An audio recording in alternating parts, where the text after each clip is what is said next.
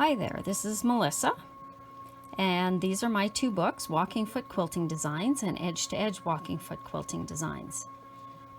So sometimes before I start to quilt some of the designs in my book, I like to stabilize my quilt by stitching in the ditch.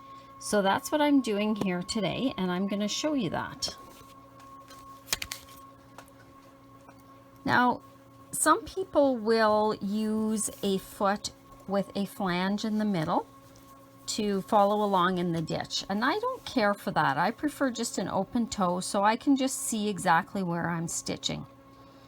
I've set my machine to have a lock stitch before I start to stitch, and I do this when I'm walking foot quilting the design as well as when I'm stitching in the ditch.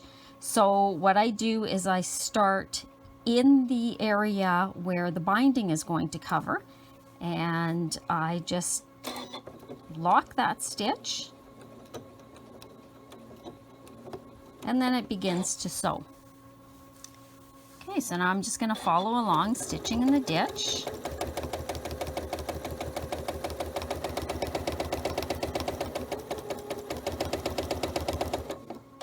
I'm using 100 weight thread. It's very thin and very forgiving.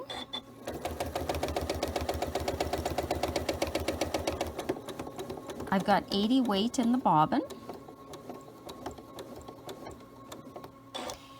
And it's a gray color, which is the color of my background.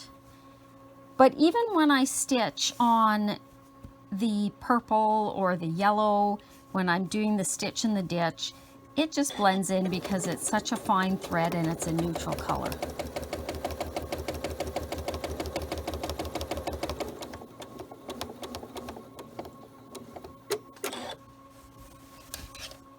So you barely notice it, and you can see that I've already stitched this way across the yellow, and you can barely see that thread.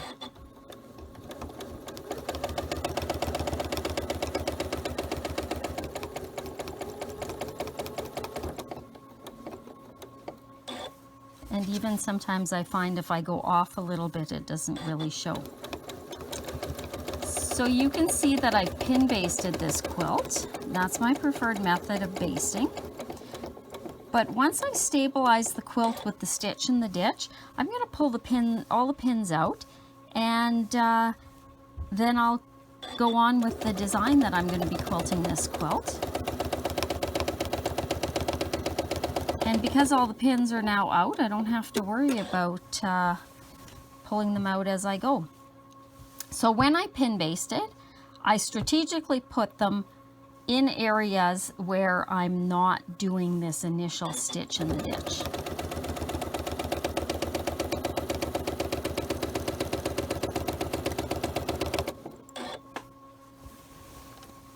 And I will continue until I come to the edge of the quilt, and then I'll lock the stitch again at the edge of the quilt.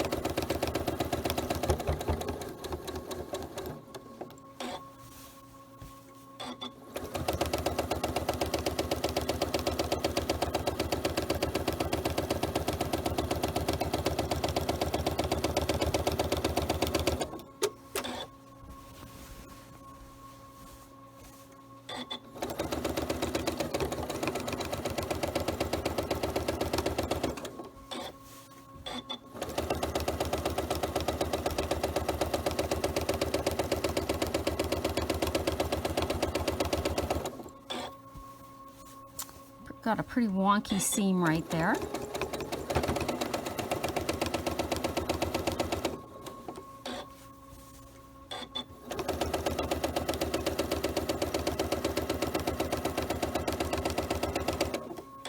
And just like when I'm doing the quilting design, I just kind of use my hands as a hoop.